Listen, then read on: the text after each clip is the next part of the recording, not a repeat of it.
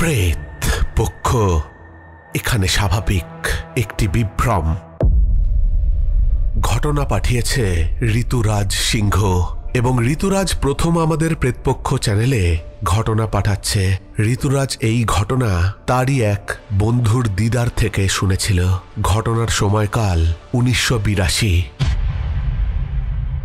জয়ন্ত ছোটবেলা থেকেই মধুশ্রীর প্রেমে পড়েছিল। একই গ্রামে বড় হওয়া, একসাথে খেলাধুলা করা, পড়াশোনা করা, সবকিছু যেন এক অদৃশ্য বন্ধনে বাঁধা ছিল। কিন্তু বড় হওয়ার পর মধুশ্রীর পরিবার তার জন্য এক ধনী পাত্র খুঁজতে শুরু করে। জয়ন্ত কিছুতেই এই বিচ্ছেদ মেনে নিতে পারছিল না। এখানে গ্রামের নাম উল্লেখ করছি না।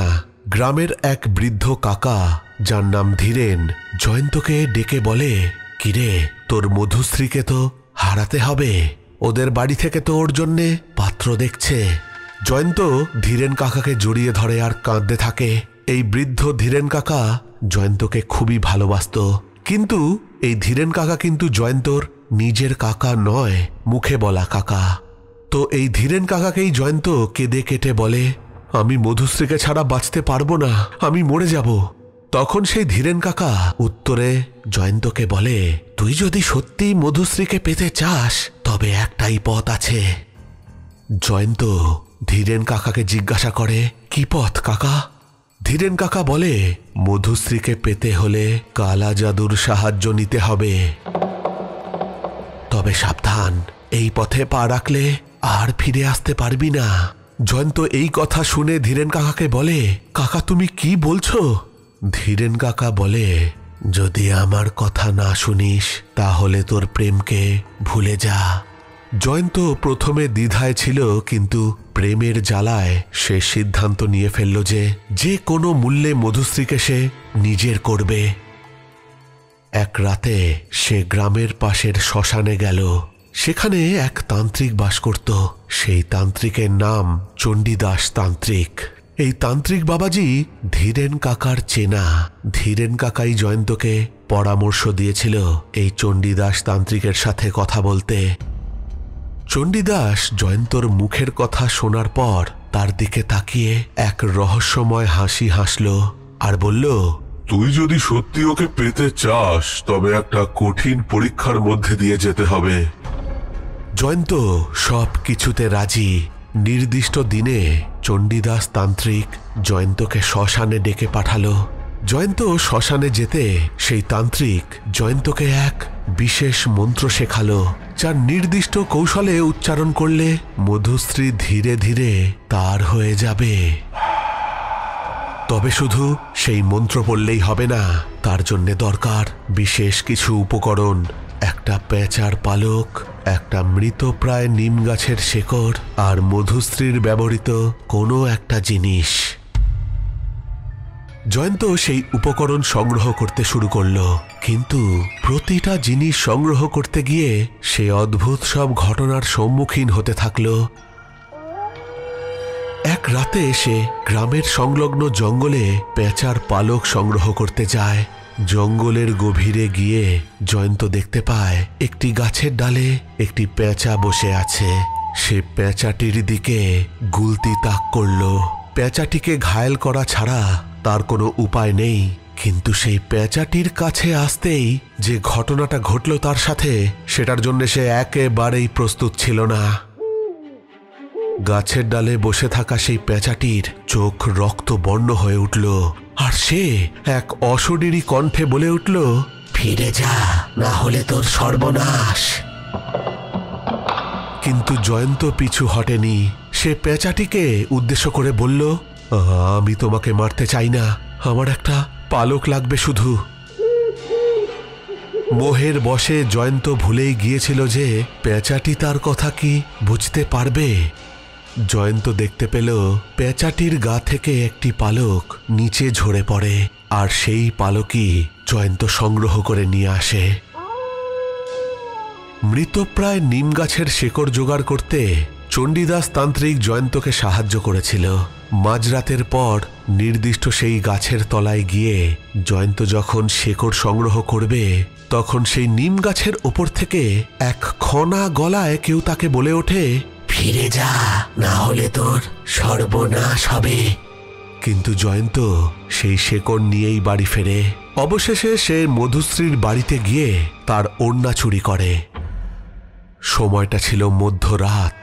সে যখন সেই ওড়না চুরি করে বাড়ি ফিরছিল, গ্রামের রাস্তা দিয়ে বাড়ি ফেরার সময় তার মনে হতে থাকে কেউ যেন তার পিছু নিয়েছে।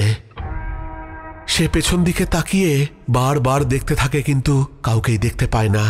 অবশেষে আবার একটা খনা গলা সে শুনতে পায়, যেটা আসছিল তার পেছন দিক থেকে। কেউ তাকে বলছে, পেছনে তাকাস না, তবে তুই ফিরে যা, ওই ওড়না ওখানে রেখেই তুই ফিরে যা, না হলে তোর সর্বনাশ। কিন্তু জয়ন্ত থামেনি। তান্ত্রিক বাবাজি সমস্ত উপকরণ জয়ন্তর থেকে একত্রিত করে একটি যজ্ঞ করে। যজ্ঞের শেষে জয়ন্ত অনুভব করল যেন কিছু একটা বদলে যাচ্ছে। কয়েকদিনের মধ্যেই মধুশ্রী সত্যি তার প্রতি আকৃষ্ট হতে শুরু করল।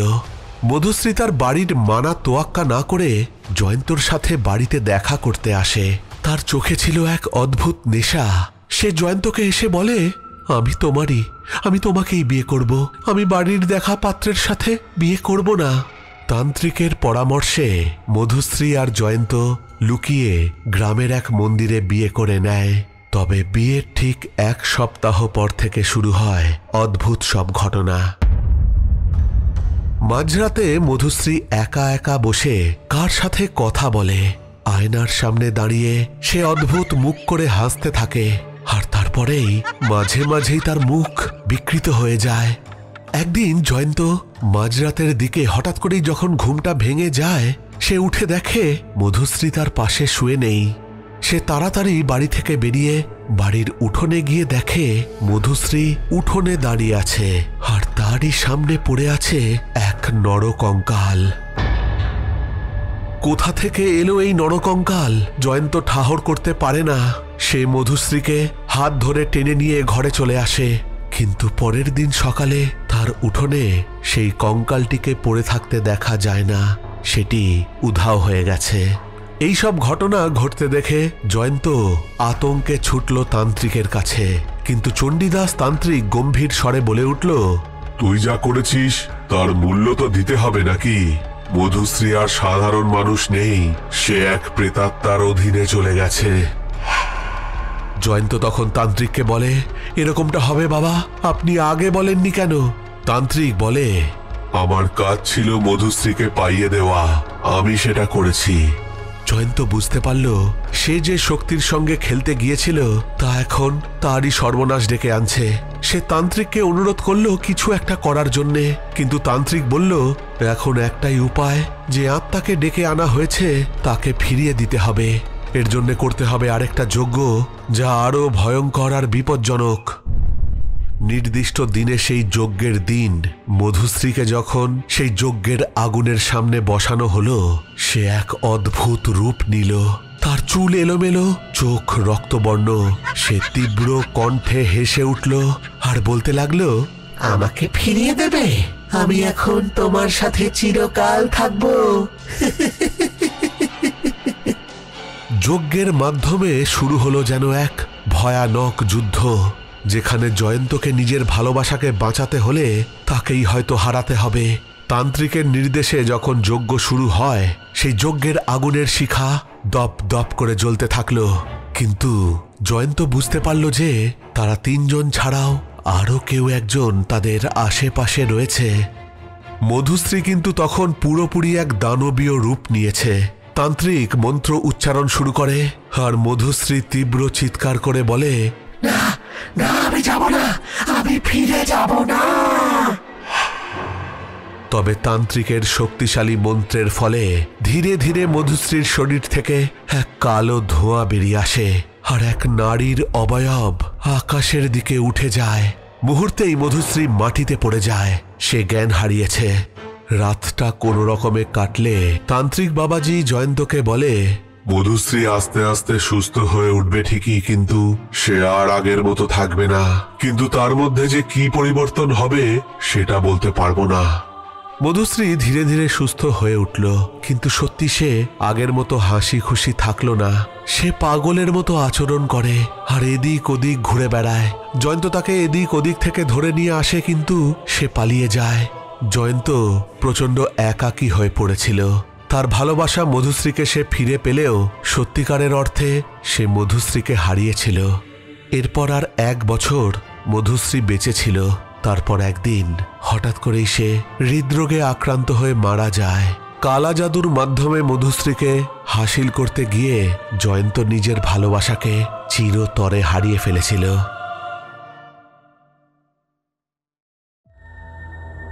প্রেত পক্ষ এখানে স্বাভাবিক একটি বিভ্রম। তো এই ছিল ঘটনা, একটা অদ্ভুত ঘটনা কিন্তু শুনলাম। আর এই ঘটনা থেকে যে শিক্ষাটা আমরা নেব সেটা হচ্ছে, কোনো রকম কালা জাদুর মাধ্যমে কোনো কিছুই হাসিল করা সুখকর নয়। যেমনভাবে জয়ন্তকে তার ভালোবাসাকে হারাতে হলো, সেটা কতটা বেদনাদায়ক। তোমরা জানিও কমেন্ট করে যে ঘটনাটা কেমন লাগলো। আর তোমরাও যদি এরকম ঘটনা পাঠাতে চাও তাহলে পাঠিয়ে দিতে পারো আমাদের প্রেতপক্ষের অফিসিয়াল ইমেল আইডিতে pretpokho@gmail.com এ। ঘটনা পাঠাতে পারো আমাদের প্রেতপক্ষের ফেসবুক পেজ ইনবক্সে। আর সব থেকে সহজ উপায় হচ্ছে হোয়াটসঅ্যাপ করা। হোয়াটসঅ্যাপ নাম্বার হচ্ছে 9432129921। এখানে তোমরা ঘটনা টেক্সট বা ভয়েস করে পাঠিয়ে দিতে পারো। তবে হ্যাঁ, ঘটনা যদি ভয়েস করে পাঠাও যেন আউটসাইড নয়েজ সেই ঘটনায় যেন না আসে। আর ঘটনা যেন অন্যান্য সোশ্যাল মিডিয়া প্ল্যাটফর্ম থেকে তুলে নেওয়া বা কপি করে নেওয়া ঘটনা যেন না পাঠাও, সেটা একটু দেখে নিও। কেননা কপিড কন্টেন্ট পাঠালে কপিরাইট ক্লেম আসবে, আর কপিরাইট ক্লেম এলে আমাকে সেই ভিডিও বা সেই এপিসোড ডিলিট করে দিতে হবে। চলে যাচ্ছি আজকের দ্বিতীয় ঘটনায়। দ্বিতীয় ঘটনা পাঠিয়েছে অর্কজ্যোতি ঘোষ। সরাসরি চলে যাচ্ছি আজকের প্রেতপক্ষের 282 নম্বর এপিসোডের দ্বিতীয় ঘটনায়। নমস্কার রাজদা, আমার নাম অর্ক। কলকাতার একটা বহুজাতিক সংস্থায় কাজ করি। তো হঠাৎই একদিন আমার স্কুলের এক পুরনো বন্ধু অভিজিৎ আমাকে ফোন করে। অনেক বছর পর ওর ফোন পেয়ে বেশ অবাক হলাম। অভিজিৎ আমাকে বলল যে তার বিয়ে হচ্ছে, আমাকে আসতেই হবে। খুশিতে গলা ভারী ওর। আমি কিছুটা দ্বিধান্বিত হলাম, কেননা অভিজিতের বাড়ি বাঁকুড়ার প্রত্যন্ত গ্রামে, আর আমি শহরের ছেলে। গ্রামে গঞ্জে গিয়ে ঠিক মানিয়ে নিতে পারি না আর কি। কিন্তু বন্ধুর অনুরোধ ফেলতে পারলাম না। আমি পরে জানতে পারলাম যে শুধু আমাকে নয়, আমার আরও বন্ধু সৌরভ, তন্ময় আর বিকাশ, ওদেরকেও অভিজিৎ নেমন্তন্ন করেছে।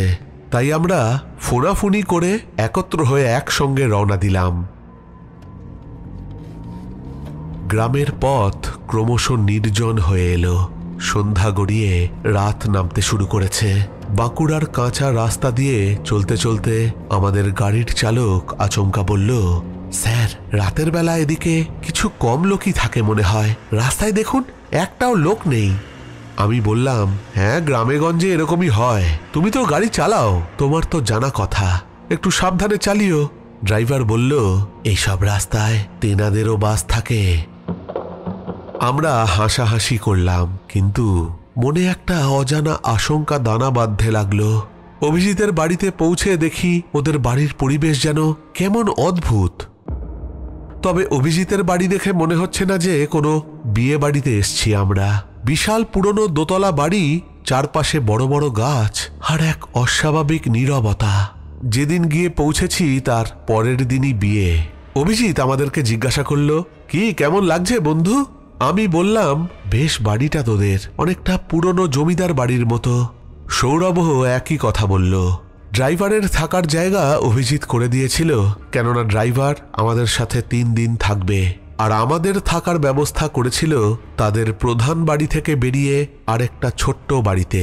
দেখে মনে হচ্ছিল সেটা সার্ভেন্টস কোয়ার্টার হবে, কিন্তু ভেতরে ঢুকে দেখলাম বেশ ঝাঁ চকচকে। তবে ঘরে ঢুকেই কেমন যেন গাটা ছমছম করে উঠল। ঘরের একদিকে একটা বিশাল জানলা, বাইরে ঝিঝি পোকার ডাক, আর সেই জানলা দিয়ে দেখা যাচ্ছে গ্রামের অন্ধকার সীমানা আর একটা বিশাল অশ্বত্থ গাছ। সেদিন রাতে আমরা ক্লান্ত থাকায় খেয়ে দিয়ে ঘুমিয়ে পড়লাম। আর অভিজিৎ বলল যে তাড়াতাড়ি ঘুমিয়ে পড়তে, কেননা কালকে তাড়াতাড়ি উঠতে হবে। রাতে হঠাৎ বিকাশের ঘুমটা ভেঙে যায়। সে চিৎকার করে উঠেছিল। আমরাও তার চিৎকারে তাড়াতাড়ি ধরফর করে উঠে বিকাশকে জিজ্ঞাসা করি কি হয়েছে। বিকাশ বলে, ওই জানলার ধারে একটা ছায়া দেখলাম, যেন কে যেন ঘরের ভেতরে তাকিয়েছিল। বিকাশ থরথর করে কাঁপছে। আমরা বাকি তিনজন জানলার সামনে গিয়ে এদিক ওদিক দেখলাম, কিন্তু কিছুই দেখতে পেলাম না। তবে হঠাৎ অন্ধকারে দেখতে পেলাম দুটো চোখ জ্বলছে।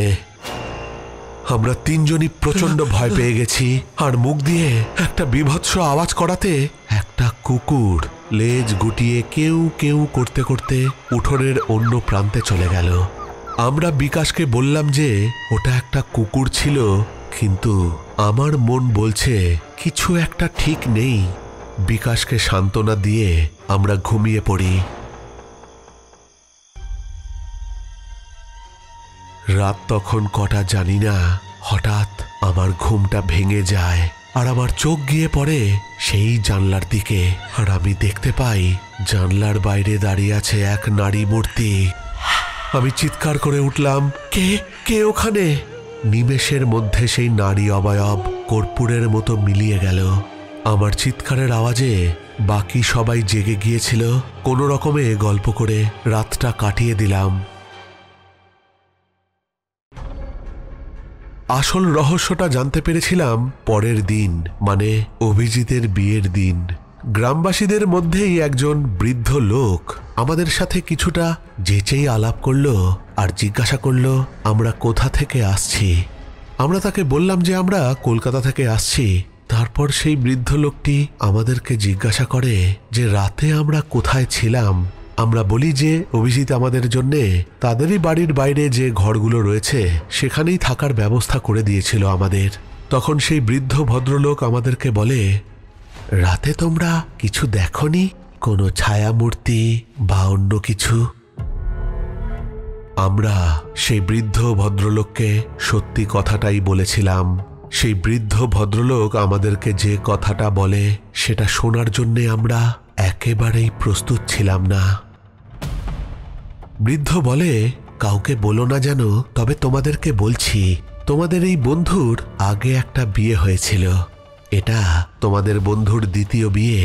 আগের বিয়েতে নিশ্চয়ই তোমরা আসনি। আমরা চার বন্ধু মুখ তাকাতাকি করতে লাগলাম। বৃদ্ধ বলে যে অভিজিতের প্রথম বউ নাকি পারিবারিক কিছু একটা সমস্যার কারণে যে ঘরে আমরা রাতে ছিলাম ওই ঘরে গলায় দড়ি দিয়ে আত্মহত্যা করেছিল। আর অদ্ভুত ব্যাপার এটাই, বৃদ্ধ আমাদেরকে জানায় যে বিয়ের পর সেই বউ নাকি বাপের বাড়ি থেকে তার সাথে তার পোষা একটা নেড়ি কুকুর নিয়ে এসেছিল। তবে সেই বউয়ের মৃত্যুর পর সেই ঘরের সামনে যে উঠোনটা আছে সেই কুকুরটাকে পরের দিন মৃত অবস্থায় পাওয়া যায়। তাহলে কি সেই রাতে আমরা আমাদের বন্ধুর প্রথম পক্ষের স্ত্রীর অতৃপ্ত প্রেতাত্মাকে দেখেছিলাম? আর সেই কুকুরটাই বা কে ছিল? সেই কুকুরটা সেই বউটারই পোষা কুকুরটা ছিল না তো, যার অতৃপ্ত আত্মা তারই সাথে সেই ঘরের আশেপাশে আজও ঘুরে বেড়াচ্ছে? সেই প্রশ্ন আজও আমাদের মনে থেকে গেছে।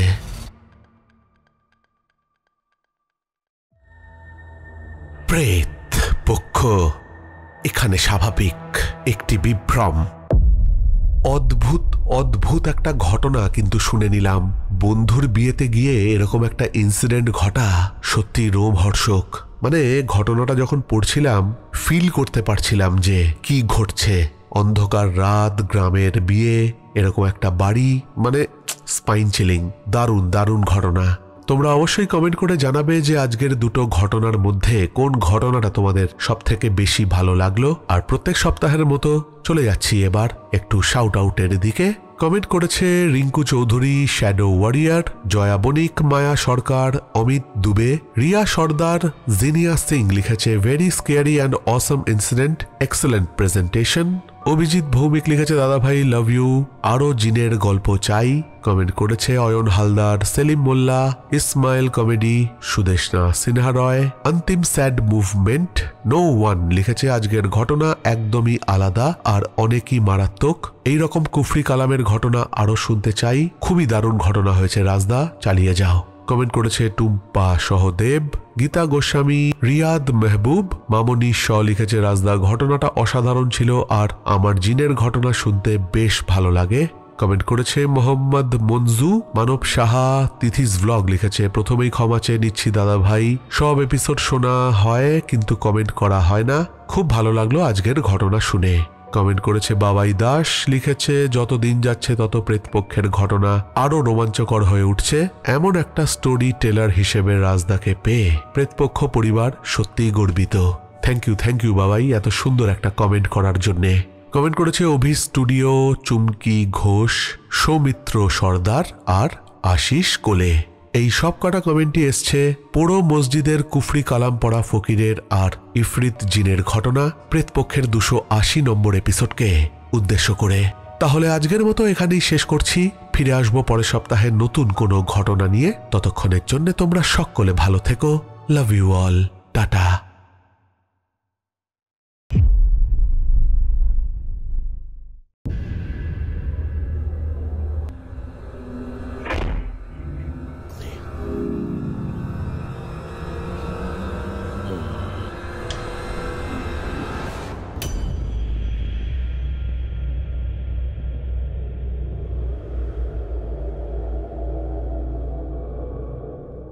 নমস্কার বন্ধুরা, প্রেতপক্ষের আরেকটা ভিডিও এপিসোডে তোমাদের সকলকে স্বাগত জানাচ্ছি। আশা করি তোমরা সকলে সুস্থ আছো, ভালো আছো।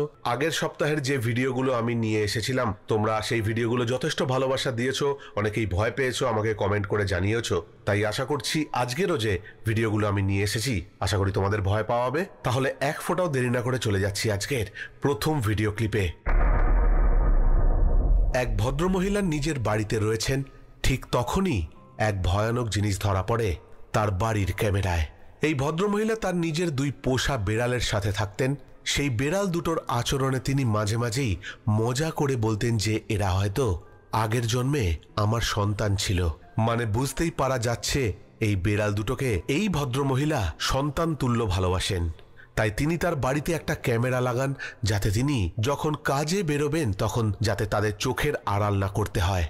যে ক্যামেরা তিনি কিনলেন তাতে অটো ট্র্যাকিং ফিচার রয়েছে, যেটা কিনা ঘরের মধ্যে কোনো রকম নড়াচড়া হলেই সেটা সেই দিকে তাক করবে। কিন্তু সেই ক্যামেরা কেনার পর তিনি যেসব জিনিস দেখতে পেলেন সেটা হাড় হিম করে দেওয়ার জন্য যথেষ্ট।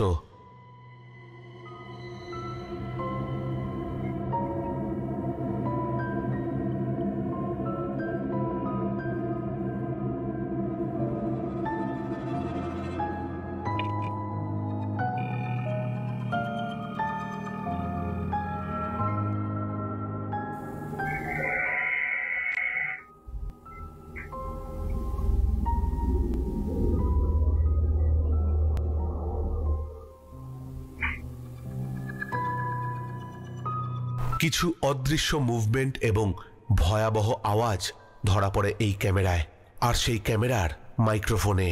শুধু সেই ভদ্রমহিলা না থাকাকালীন নয়, তিনি বাড়িতে থাকাকালীনও এরকম অনেক জিনিসের অদ্ভুত নড়াচড়া তিনি লক্ষ্য করেন, যেরকম এই ঘটনাটা।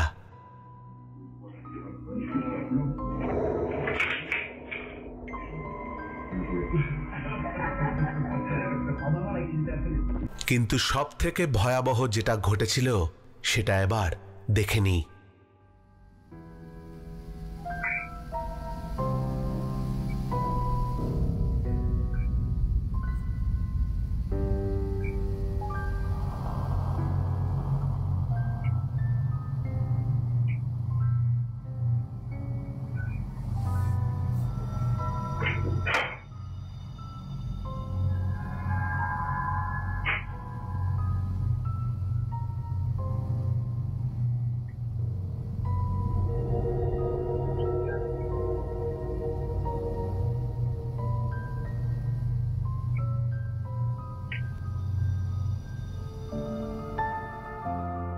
তার অ্যাপার্টমেন্ট যেভাবে চারিদিক থেকে আটকানো, কোনো রকম হাওয়া এসে এই দরজা খুলে দেবে সেটার সম্ভাবনাই নেই।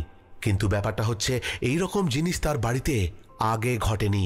কিন্তু এইবার ব্যাপারগুলো এতটাই বাড়াবাড়ির পর্যায়ে পৌঁছলো যে সেই মহিলা মানসিক অবসাদে ভুগতে লাগলেন। সে বুঝতেও পারছে না এইগুলো কিভাবে সে আটকাবে।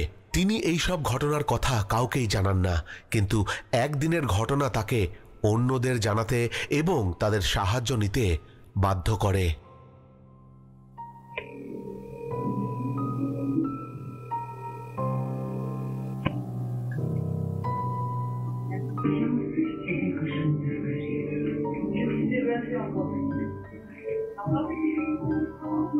C'est quoi?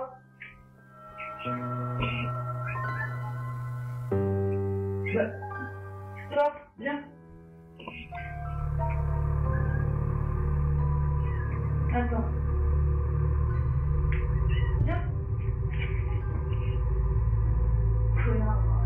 Espèce de connard. Viens. Laisse cette putain de porte tranquille maintenant.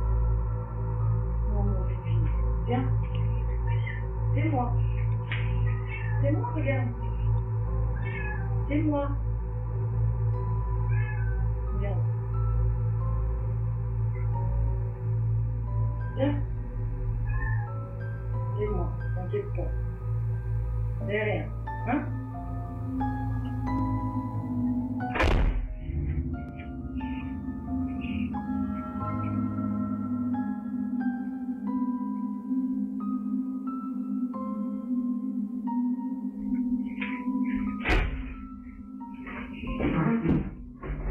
Vas-y, éclate-toi, maman. Vas-y. Ferme cette putain de porte. Vas-y.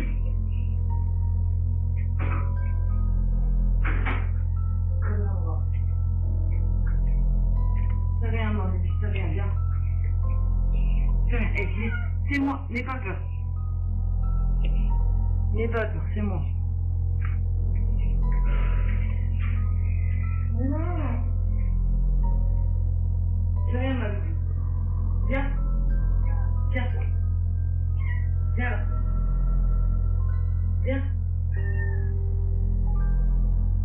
Viens. Allez. Viens.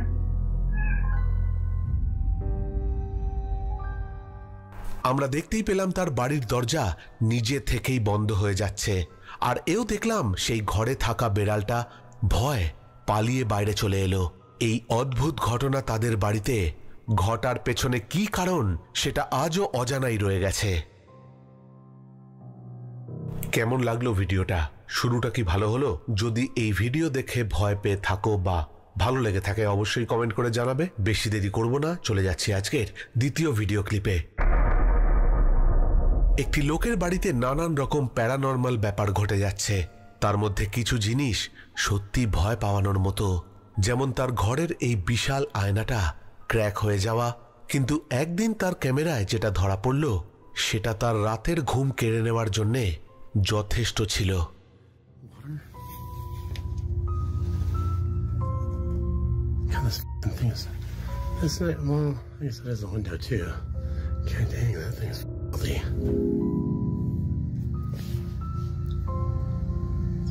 Hello?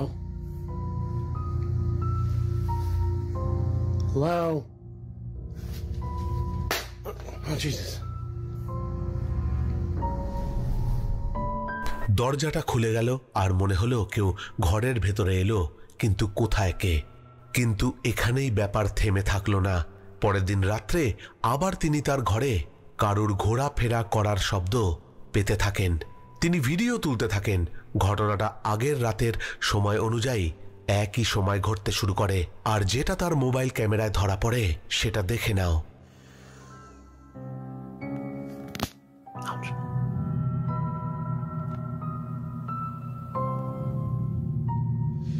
I got bad posture.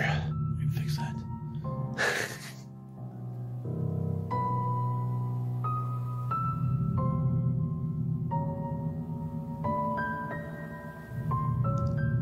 Am I hearing things?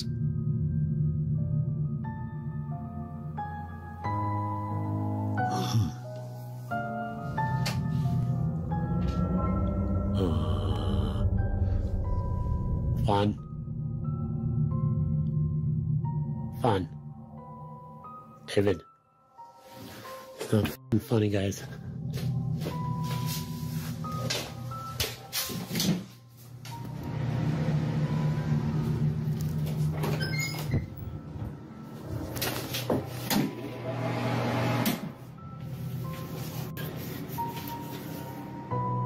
সেই ভদ্রলোক এতটাই ভয় পেয়েছিলেন যে তিনি সেই দিন তার বাড়ি ছেড়ে বেরিয়ে যান আর তার বন্ধুর বাড়িতে গিয়ে ওঠেন।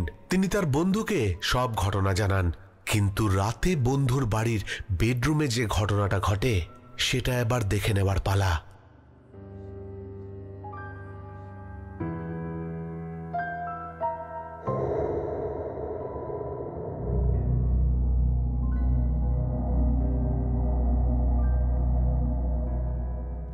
ভূত প্রেত প্যারানর্মাল এটা যাই ছিল না কেন, সেটা কিন্তু তার বন্ধুর বাড়ি অবধি তাকে তাড়া করে। উফ, বাপরে বাপ, মানে এই ভিডিওটা দেখে কিন্তু আমারও ভয় লেগেছে। মানে বাড়িতে ভয় পাচ্ছে, বাড়িতে ভূতের উপদ্রব, সে বন্ধুর বাড়িতে চলে এসছে, বন্ধুর বাড়িতেও সে তাড়া করেছে। তোমাদের মধ্যে যদি কারোর মতামত থাকে যে এই বিষয়টা নিয়ে তোমরা কিছু জানো বা তোমাদের কোনো এক্সপিরিয়েন্স আছে, তোমরা অবশ্যই কমেন্ট করে জানিও। কমেন্ট বক্সটাকে কিন্তু ব্যবহার করো। সত্যি কথা বলতে তোমাদের কমেন্ট পড়ে কিন্তু আমি বুঝতে পারি যে তোমরা কি ধরনের এপিসোড পছন্দ করছো বা কি ধরনের ভিডিও তোমরা পছন্দ করছো। সেই জন্য কিন্তু কমেন্টটা কিন্তু খুবই জরুরি। তাহলে আজকে চলে যাচ্ছি তৃতীয় এবং শেষ ভিডিও ক্লিপে। চলো দেখা যাক আগের দুটো ভিডিওর মতো এটাতেও আমরা ভয় পাই কিনা। এই ভিডিও একটা সেমেটারি থেকে তোলা। বলা হয় এই সেমেটারিতে একটা মেয়ের প্রেতাত্মা ঘুরে বেড়ায়। যদিও এটা 2016 সালের ভিডিও, কিন্তু এই ফুটেজ ভয় পাওয়ার মাপকাঠিতে একেবারে ফুল মার্কস। বলা হয় যে মেয়েটির আত্মা এই সেমেটারিতে দেখা যায় সে 1900 সালে এই জায়গাতে মারা গিয়েছিল। আরও জানা যায় যে সেই মেয়েটি তার নিখোঁজ বাচ্চাকে খুঁজছিল আর খুঁজতে খুঁজতে এইখানে এসে পড়ে। তারপর সেই মেয়েটিকে একদিন মৃত অবস্থায় এই সেমেটারিতে পাওয়া যায়। তারপর সেই মেয়েটিকে এই সেমেটারিতেই কবর দেয়া হয়। কিন্তু লোকে বলে সেই মেয়েটিকে এখনো গভীর রাতে এই সেমেটারিতে দেখা যায়। সে তার বাচ্চাকে এখনো খুঁজে বেড়াচ্ছে।